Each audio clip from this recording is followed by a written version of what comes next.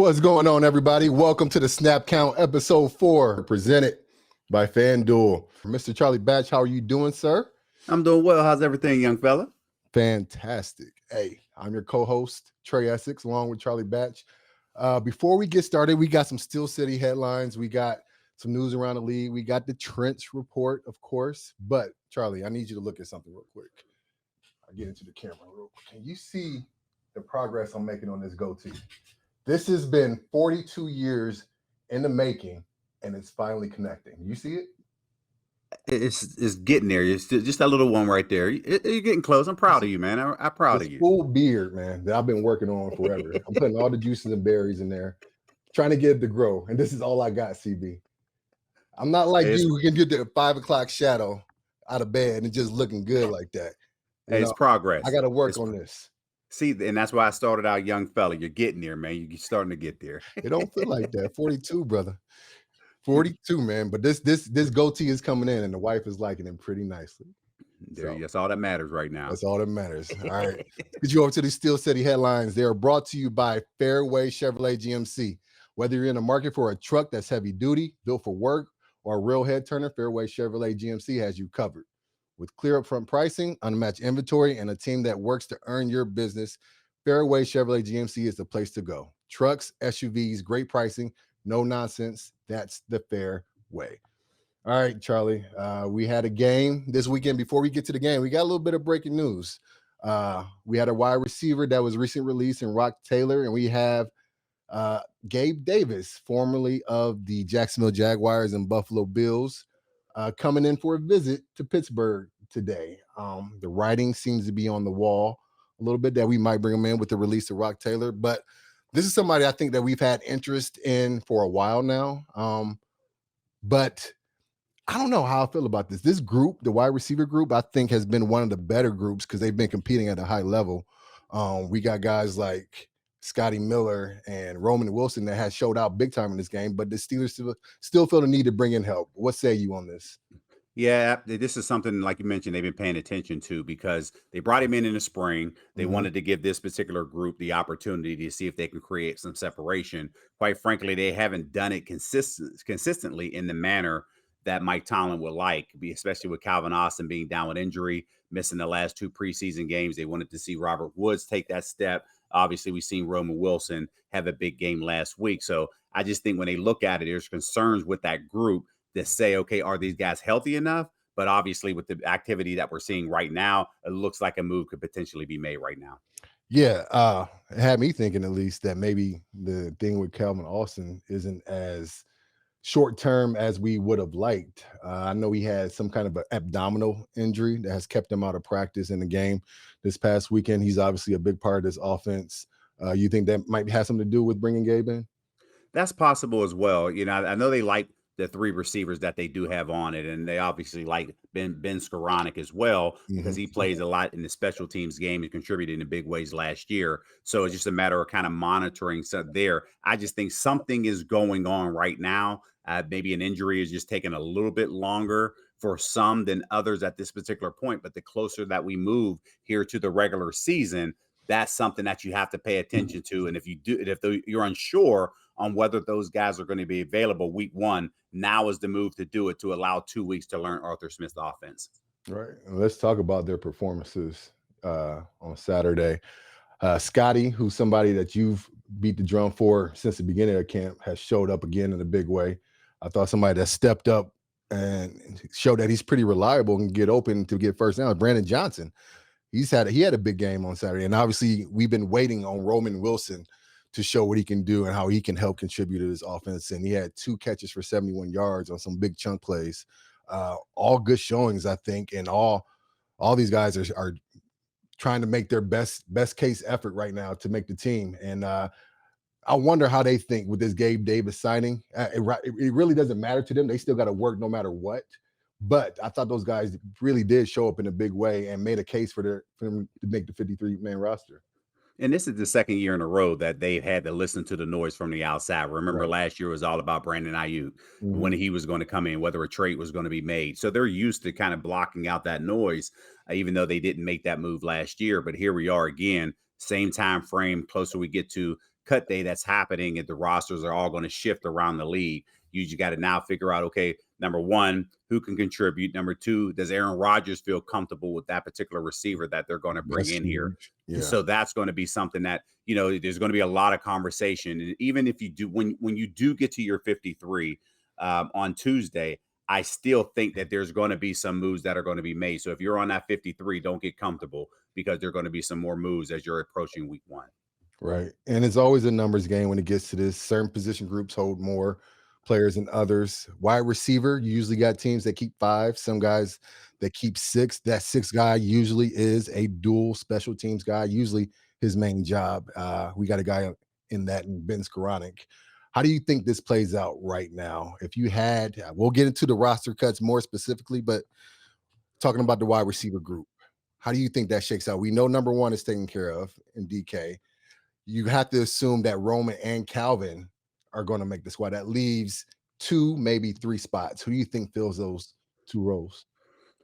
Oh man, I think obviously they brought Robert Woods in here for a reason as that veteran presence. We talked a lot about Scotty Miller over the last show or two. Of course, I'm biased to him because he's a Mid-American Conference guy. Right. But either way, these guys are all kind of performing, and I think that those conversations that are happening behind the scenes, because like you mentioned, they could potentially keep 6 receivers, but also would Arthur Smith want to keep 4 tight ends? And if you do, okay, now you're taking away from a position. So again, this is something that this is going to go down to the wire as it relates to who you truly are going to release, because some of those decisions too are saying, hey, if we can release this guy, can we sneak him on the practice squad? And that's going to be another conversation that happens to figure out which guys that you can hopefully clear waivers, bring them back, because now you can add veterans to the practice squad. So again, there's multiple conversations that are going on currently, and it will continue as we get to week 1. CB, putting you on the spot, who do you think should those last 3 spots be occupied by? Well, I think a lot of it has to do with health, right? If Calvin Austin is there, and he's healthy, then you're sitting back saying, okay, your first 3 is there with Roman, Wilson, DK, and obviously Calvin. Those are going to be your 3. You got Scotty Miller as 4. If Ben Skoranek is able to, he didn't play much in this last game. So again, what does he look like at that particular point? If that's the case, that's 5 right there. Yeah, so he's big in special teams too. So and he's huge. So whoever that person is, it's hard to say at this particular point, because those guys who are on the bubble, when you talk about Johnson, you're talking, talk about Johnson who had a big game. Yeah, there's another game. Yeah, and this is, quite frank, this is going to be the key. And people look at it and say, man, they hate the preseason, but if you're a guy on the bubble, this is the most important game that you've ever played in your career to convince this organization that you belong on this roster. And I've played in this game many times over. You were with me on that field too, Trai. Exactly. A lot of times we got to know Carolina very well, because that was the last preseason game that we played in. So this is a game that the veterans are going to sit out, but to those guys who are on the roster bubble, this game means more than anything up until this point. Exactly. I've been impressed with what I've seen. That has been been a lot of turmoil in that room at the wide receiver position. Fans calling for it number 2. But these guys, I thought by and large, have showed up in camp. They got to continue balling out in order to make their case to make this 53, because it's coming up quick, fast, and in a hurry. But let's talk about those running backs. I thought the biggest takeaway from that position last week, they weren't assertive. They were hesitant. Specifically, Caleb Johnson, I'm talking about. This week, I thought he showed a lot more initiative in the run game. Really pressed it front side on those zone plays before he cut it back. I thought he improved tremendously from week 1 as far as his tenacity and running north and south and finishing runs. And it showed in his carries. 11 carries, 50 yards, almost scored a touchdown there, and even had a 9-yard catch. So I thought he showed up in a big way. And another guy, I think, in Lou Nichols, is really making a name for himself with how he looks when he runs the ball. Sometimes when guys get the ball, it just looks different. And for him so far in this preseason, it looks different. He gets the ball, he's very decisive, goes downhill, and not one person has brought him down on the first try. So that running back group looked impressive this last game. I was very pleased with how they improved. I agree with you there. And some of those holes were huge. And I joked with Bob Pompiani in the booth. I said, man, you could have ran through that hole. That's Right. how big it was. But I thought Arthur Smith did a really good job of really using that stretch zone play to Mhm. allow, that to allow the running back to move in whatever direction that he was going to go into. And that was exciting as we sit back and look at Johnson as he was working those holes, because again, some of those were blocking techniques a week ago that he was, needed to get those tough holes in between the A and B gap. But Right. now that they used that zone play, allowed him to use his speed to his advantage. So I like where he is at, because again, Mike Tomlin challenged him last week. He thought he was a little bit impatient and not allowing those blocks to be set up, and he's calmed down a little bit this week. So I was good. That was good to see for me. But I think when you talk about Lou Nichols, he's a surprise to a lot of people here, especially in Pittsburgh, because we haven't seen him. But this guy can run the football. Yes, In he can. 2021, he actually led the nation in rushing. So that he's not unfamiliar with knowing how to carry the football and doing what he does with the ball in his hands. So it was good to see him. He broke a tackle and broke off a big run. So that right there is going to catch the attention of all the offensive coaches and showing that he can potentially belong. With that carry, it wouldn't surprise me if he actually gets more carries and is the featured back in this Carolina game this week. So that's something that I'm going to look forward to. Another Matt guy, right? Absolutely. Another Central Matt guy. Michigan. They all Central they all Michigan. over the place. And he's our, Central is the rival to Eastern Michigan. Of course, sometimes, the true rivalry there. A lot of people there consider Western Michigan that way. But again, Lou, Central Michigan guy, it was good to see him being able to do that and actually talk about him on the broadcast. The punter position. This is one that you've talked about was going to be a big battle. I don't think people realize it early on, but I think people are seeing now. We have two really good punters on this team. And if people know Coach Tomlin loves a good punter. Yes, he He's does. big into special teams. And so between Waitman and Johnson, right? These guys have been kicking the mess out the ball. Lots of hang time. Coverage teams have been fantastic. Is there anybody that has found a way to kind of take the lead in that battle? To be honest with you, no, because Johnson was playing phenomenal up until the point he got hurt last year. That's how Waitman got on the roster, even though he spent the previous year in Denver. So he had the experience, and he played lights out last year when a lot of people didn't necessarily think that was going to happen. So I think when you look at these two punters, to me, when I'm watching and putting my eyes on them, like I've done the entire training camp, the only difference between these two is one is right foot, the other one is left foot. So I think ultimately Danny Smith and Mike Tomlin is going to sit back to say, is there an advantage? Is there an Advantage advantage? Yeah.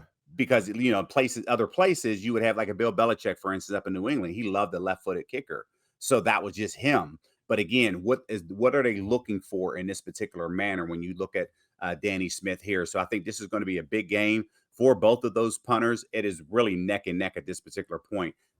Both of these kickers will be on a roster this upcoming season. Unfortunately, both won't be here. The loser of this will be somewhere else because those guys truly deserve that opportunity because they've been kicking the ball lights out. Right. It's a damn good problem to have. Both those guys have been balling out. Another position group where I think we have we're going to have a hard time coming up with the six because they've all been playing so well, is D-line. And so we have three guys that we know for sure are going to be there. Keanu Benton, Cam, and the rookie, Derek Harmon, who absolutely had a game, showed out this past Saturday. It's kind of tough to know where they're going to go from there. We got some guys in Isaiah Loudermilk, who's been here for a while, who coaches are familiar with, but he got a guy like, I don't know if I'm pronouncing this right, Yay Black, the D lineman from Iowa. Defense line, Iowa, yep. Yep. Who has been showing up big time on camp, man. He's a big body that likes to move people out the way. So it was fun watching him play. Then we got DeMarvin Lee, Liao, yep, who has been hurt, has shown all kinds of talent, but just cannot stay healthy. Where do we stand on that, CB? Yeah, when you look at Liao, he's that tweener, and he's a defensive end, outside linebacker type of deal. So he's trying to be a part of that rotation, but he's going to have to prove consistently that he can get after the quarterback. So this is going to be a big game for him against Carolina to be able to show out and prove that he belongs on this roster. Loudermilk, he's been here a while. They're looking for him to continue to take that next step. He's been solid up until this point, but is it enough to outshine the rookie in this particular manner? Because Mike Tomlin always talks about, I like that new shiny toy, and he's going to give those rookies every opportunity, which is unfortunate for some veterans when that happens. So I think, again, the rotational, who your top three is going to be in this particular case. And you're also adding Logan Lee in there as well, because that was a guy that played well, but ultimately he now has shown position for flexibility. And I only say that because when we were watching the game and everybody, looked at it and they're just like, wow. And I'm focusing on Christian Kuntz. And I saw the way that he came off that field and I say something else is going on. But as he was getting checked out, they now had to go into a punt situation, extra point situation, and Logan Lee filled in a big way. Because if you remember, Trai, in 2008, whenever Greg Warren went down with an ACL injury, the backup in that particular game when we were playing against the New York Giants was James Harrison. Yep. And literally, we were backed up, punting the football, and the snap went over to kick the punter's head. We gave up 2 points, and ultimately we ended up losing that game. But I say all of that to say that backup snapper position, you never know when your number is going to be called. Logan Lee did a phenomenal job. So I think at least for his particular perspective, that now is a separator because he's able to do that. Now, would the Steelers sign a long snapper? We don't know. And I think that move is going to be made as we move on through the week, whether it's made or not. But I just want to give praise to Logan Lee in that particular manner because he showed up in a big way and his teammates appreciated that because every time that he snapped the ball, they immediately went over to him and say, great job. Yeah. As somebody who's had to come in and do some things on the offensive line that I wasn't quite familiar with, I can understand how valuable a guy like Logan Lee is when he had to come in and do that long snapping. They did bring in Jack McQuaid as a long snapper. Kuntz went down. I guess reports say he's going to be out for 8 weeks due to an injury. So it's good to have a guy like Logan Lee in there. And I only say that only because now, even though they did bring the snapper in, but again, you have one person that can play both positions. Exactly. So that's why I say that position. That's one hat instead of two on game day. Coach loves that position flexibility. But yeah, we got more guys to talk about, more position groups to talk about. O-line, the trench report is coming up, and that's kind of going to lead into what we think the O-line is going to look like as far as the top 8 or 9 guys. But we'll be back after this commercial break. The Big Play Sports Network is brought to you by Garage Beer. No bitterness, no frills, no IPA, just beer-flavored beer. Find local retailers who sell garage beer near you by visiting drinkgaragebeer.com. Mr. Charlie Batch, my favorite part of the show, the Trench Report, is on the way. The O-line, I thought, played well as a unit. Not as well as last week, but still some things that they're doing well together. Particularly pass blocking is a good sign, especially with a 42-year-old quarterback back there tossing the ball around. Pass protection is a premium, but still some work to do in the run game. So these are the grades that I have, and I'll break it down to you from left to right.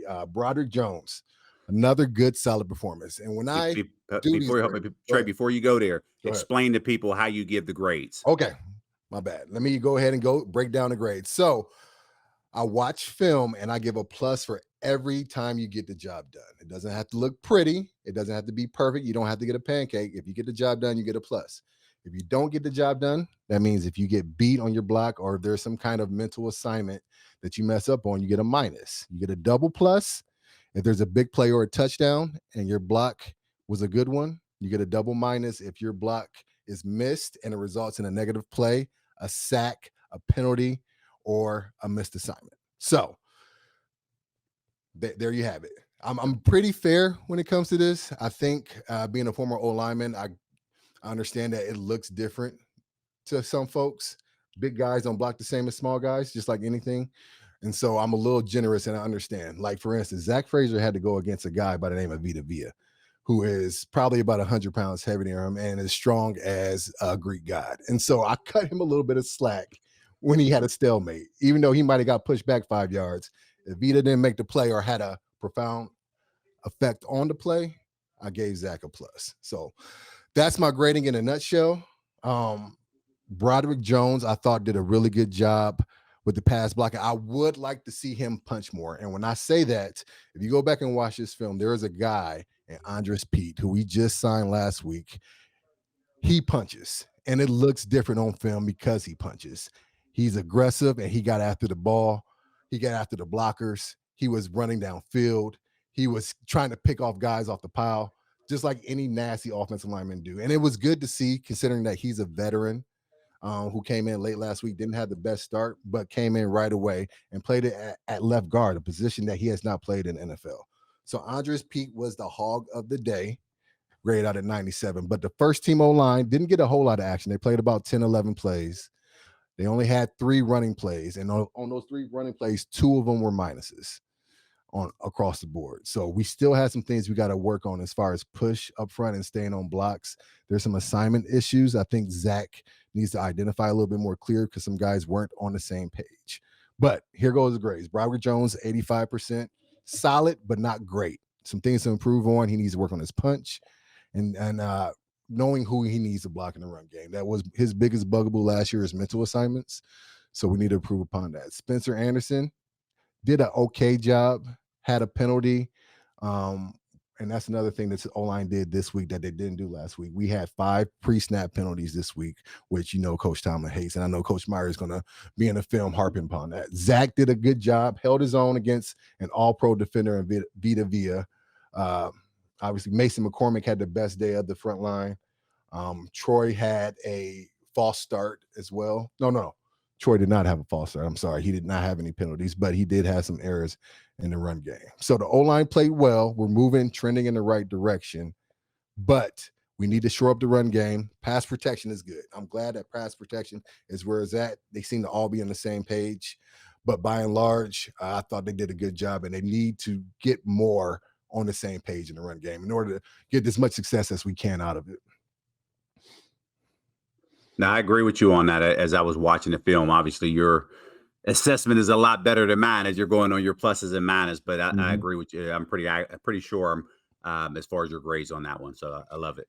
So some things in Max Sharping, who has some experience in this league. He's a starter. He's our backup, but we had a guy in Ryan McCullum who's been hurt this camp, who did a great job. And so when it comes to deciding who are going to be our final 8 or 9 offensive linemen, they got some decisions to make. As you can see the grades right here, Dylan Cook has done a good job at left tackle the entire camp. Stephen Jones has showed some position flexibility, but I thought he had some mental lapses. He had 2 pre-snap penalties yesterday. He played right guard and right tackle. Nestor played right guard and left guard. I thought he did a solid job.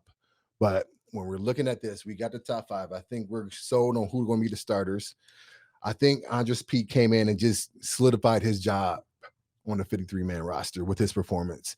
Like I said, if you go back and watch, it just looks different. The way he gets after it, he looks like he's been there before and he's done it at the high level. It was really refreshing to see on film. So I think he's a shoo-in.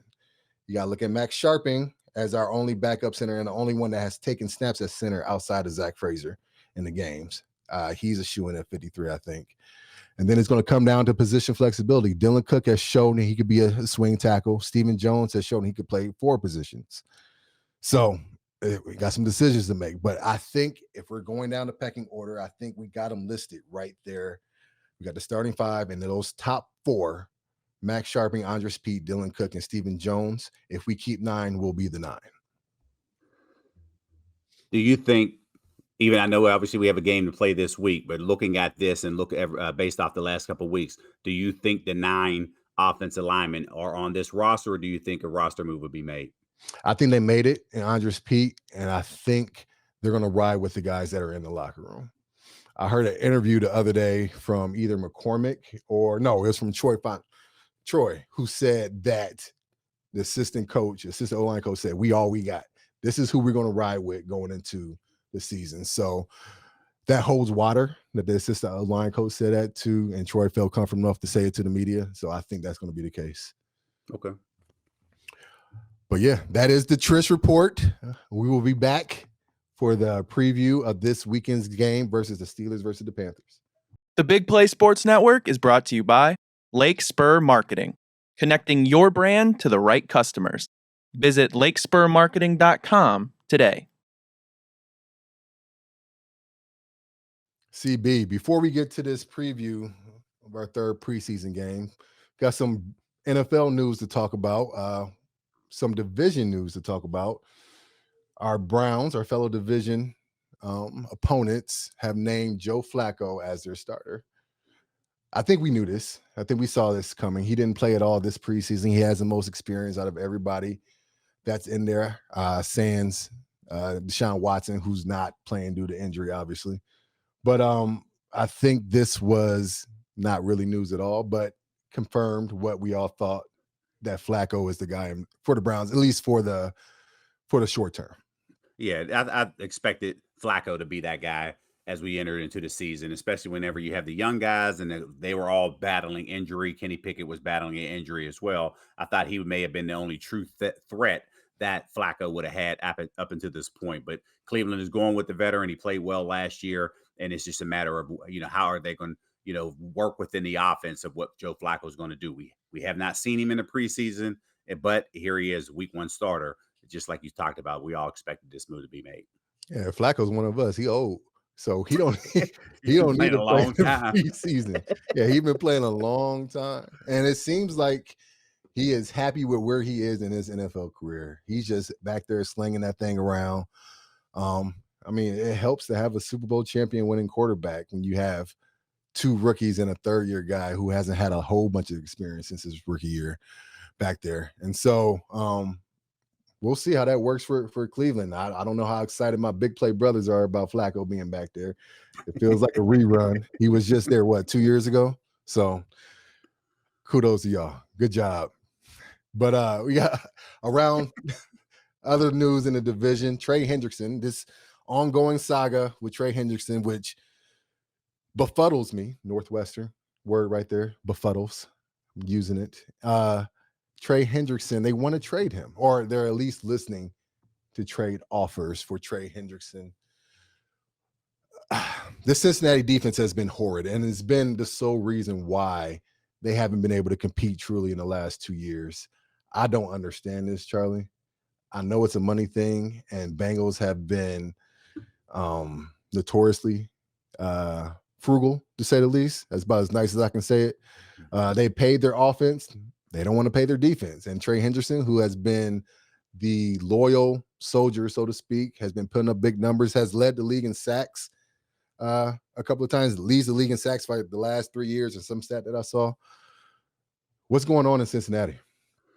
This is, to me, when I look at it, probably no different than when he was holding out and then he ended up coming into camp and became the hold-in. The contract was the issue, and I don't think they're close to numbers at all, especially when you saw these deals that were getting done and everybody was waiting. When you see TJ Watt get his deal, okay, that's reset the market. And Micah is waiting for the same thing in Dallas. So, again, he's just kind of getting in where he's fitting in at this particular point.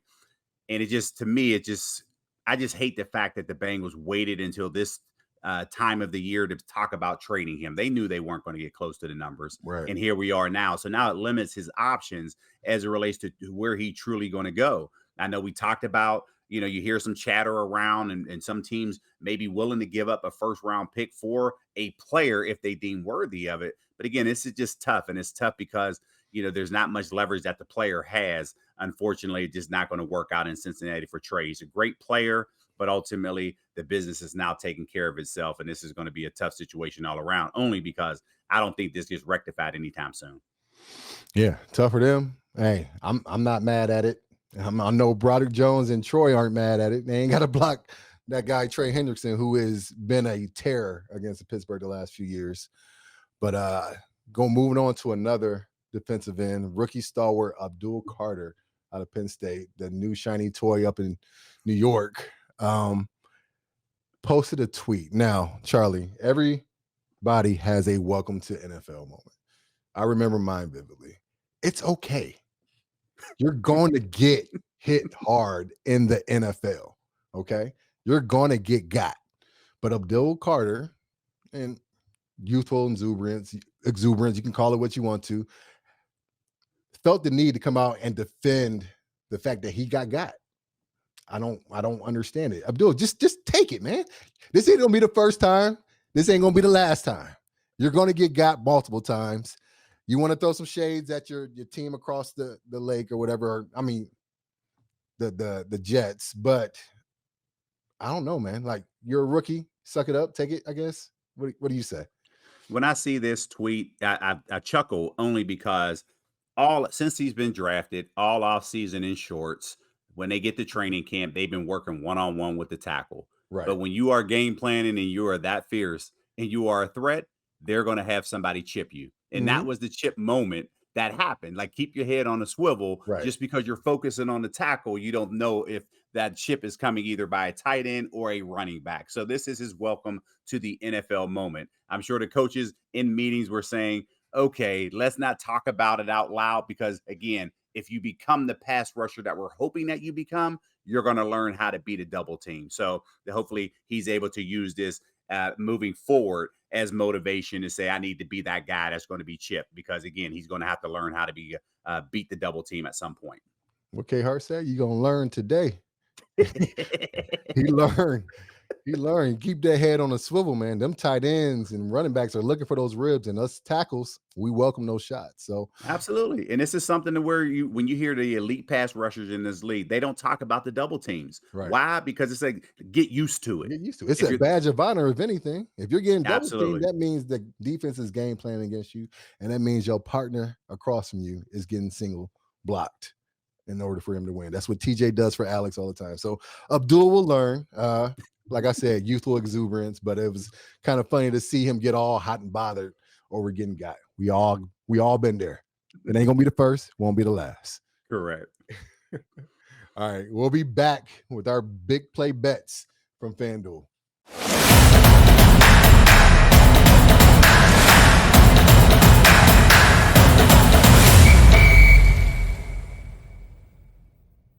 Big play bets are brought to you by FanDuel. On August 26th, it's FanDuel Football Futures Day, a new holiday for football fans. It's 24 hours of deals on all your football season predictions. So take a flyer on the MVP race, crown your champion in August, or parlay your division winner dark horses. So mark your calendars. This is your day for hunches, your hot takes, your calls, and your odds. Visit the FanDuel app today and start planning your future bets now, because futures days only last one day. FanDuel, play your game. Disclaimer, must be 21 plus and present in select states. Gambling problem? Call 1-800-GAMBLER or visit FanDuel.com/RG. All right, Charlie, I'm going to ask you to dig into your gambling bag right now. We have 9 quarterbacks to choose from, 10 running backs to choose from, and 10 wide receivers to choose from. You have to make a parlay on which quarterback gets over 4,000, which running back gets over 1,250, and which wide receiver or tight end gets more than 1,250 receiving yards. Do you have the options in front of you? Can you see them? No, I cannot. Okay, so I'm going to tell you right now. Burrow is the lowest odds, or the highest odds, lowest odds. I forgot how they do it. 270 minus 270. Basically, it's a given he's going to get 4,000 yards, okay? I want you to make a high risk. So between Mayfield, Goff, Purdy, Stroud, Allen, and Lawrence, which one of those guys will get 4,000 yards? I'm going Jared Goff. Okay. Which one of these running backs will get over 1,250 between Jonathan Taylor, Ashton Gianti, Jahmyr Gibbs, Josh Jacobs, or Williams out in LA? I'm going with the rookie. I'm going with Raiders. How you pronounce his last name? Genty. I'm going Genty. I like what I saw thus far. I think he's going to get over 12. I've never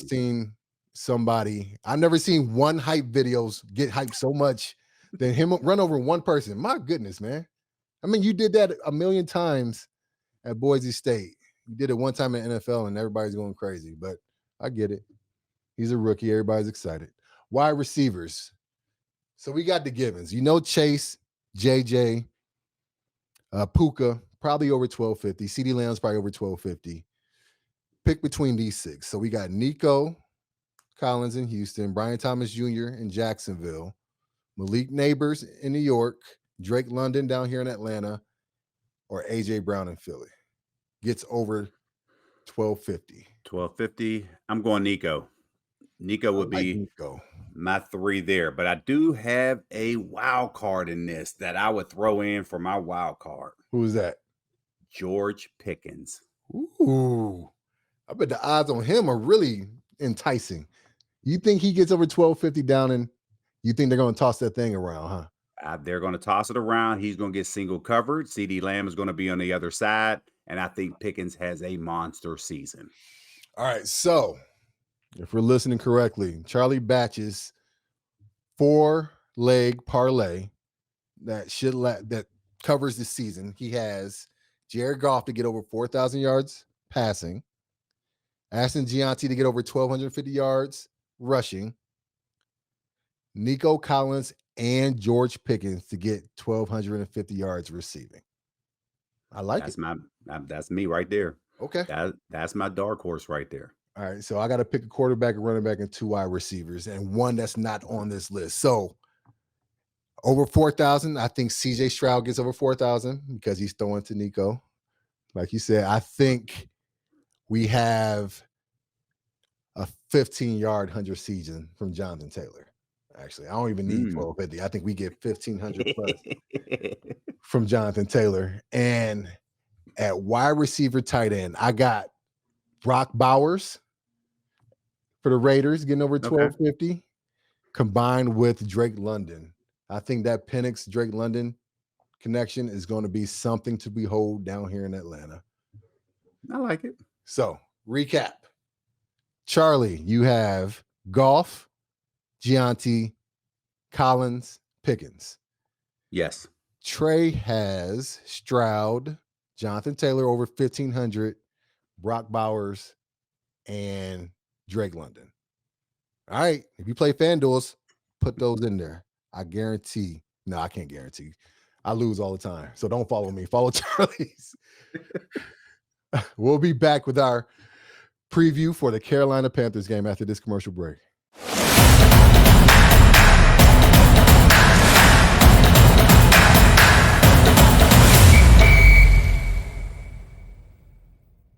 All right, CB, final preseason game and what probably seemed like a very long offseason. I know for me it did. I watched a lot of soccer this offseason, so I'm ready for real football.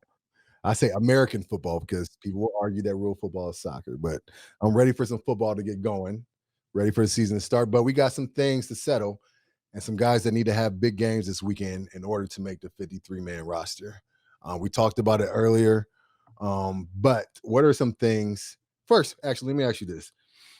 Do you think it's advantageous for the Steelers to be able to play on Thursday and have 17 days off before their first game? Yeah, the way that when you remove that 4th preseason game, everybody, the league wanted every team to be as healthy as possible heading into that week 1. So I'm okay with 17 days being that way. So this is something that you can see the way that the schedules are, and I'm okay with it. Yeah, I'm fine with it. Yeah. What's odd, though, is that we have guys that may not play at all this preseason. It looks that way. In the past, the 3rd preseason game used to be the dress rehearsal. Most starters would play at least a quarter, sometimes a half. Things have changed, obviously, with one less preseason game. And we have an older team. We have some guys that are older at certain key positions. So it's probably likely we won't see Aaron Rodgers at this point. Do you think that it's important for him to play in this last preseason game, or do you think it could affect the start of the season if he doesn't get out there and play with his starting offensive line? Yeah, there's 0% chance that he plays in this game here. I would love to see him at least in there just for a series, meaning get in and out of the huddle, the guys that you are playing with, understanding just your tempo, getting to the line of scrimmage in one of those 2 preseason games. That didn't happen. But again, the way that he's been practicing, conversations between Mike Tomlin and Aaron Rodgers, those guys, they obviously hash it out to and feel comfortable enough that he doesn't have to take a particular rep. So again, this is a game that's not important to him, but that means they're really going to ramp it up, even though we talked about the 17 days, but again, he's going to have to ramp it up to get ready for that week 1 because he's going to have to see, not much he hasn't seen defensively, but again, this is a new team for him. So just getting to learn who he's playing with. This last preseason game, by now, I think the team probably has a good idea who's going to make the team, but some minds can be changed. There are some guys on the bubble. I'll start with one, I think, and I alluded to it earlier on the offensive line, Stephen Jones. My number's sake, number 79. I think he is the 9th man in question on the offensive line. And it's a question on whether we keep 9. Some years we go into the season with 8. So Stephen Jones, who has shown position flexibility, has played some left tackle, has played some right tackle, has played some guard. He is the only one I've actually seen play inside and out. So, but this last game, he didn't have the strongest performance, had some pre-snap penalties. And if you know Coach Tomlin and Coach Meyer, the quickest way to get on in their doghouse is to have preseason penalties, especially as an offensive lineman. So I'm looking for 79 to have a big game. This might be his future with the Pittsburgh Steelers on the line. Are there any guys that you're looking at in that same light?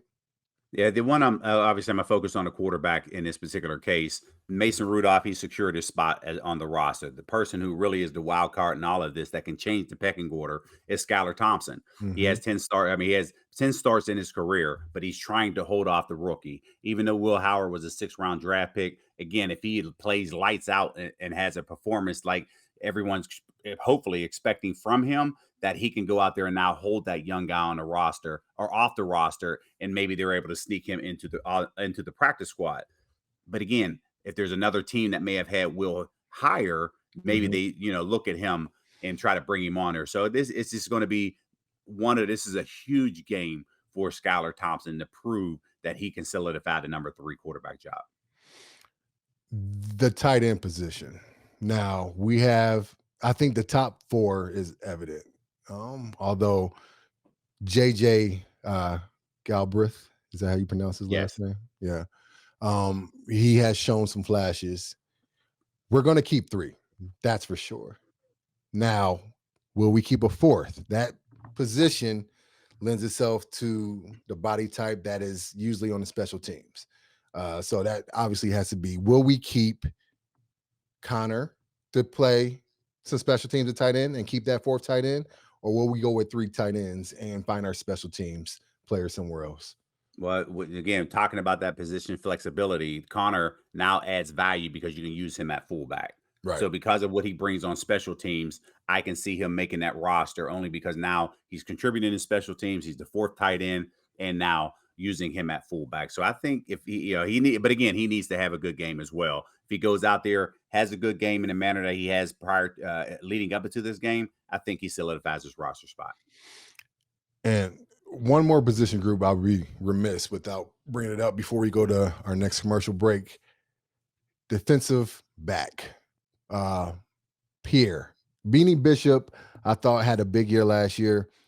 Has kind of, in his sophomore season, hasn't stood out as much as he did his rookie season. Is his job in jeopardy?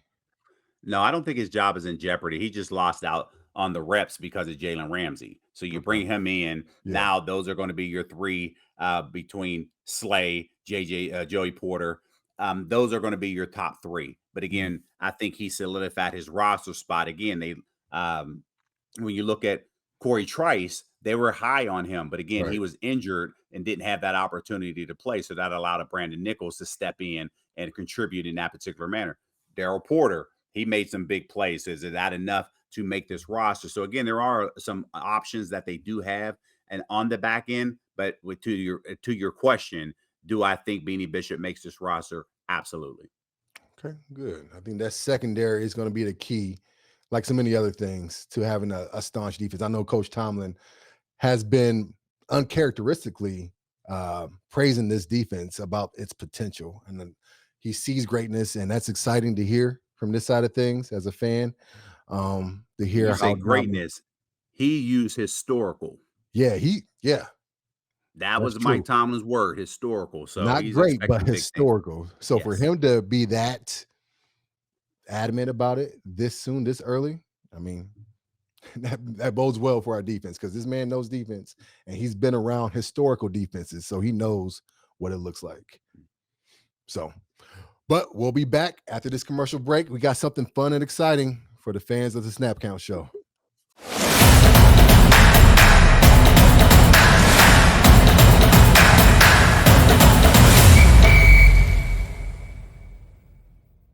CB, we are 4 weeks into this thing, 4 episodes.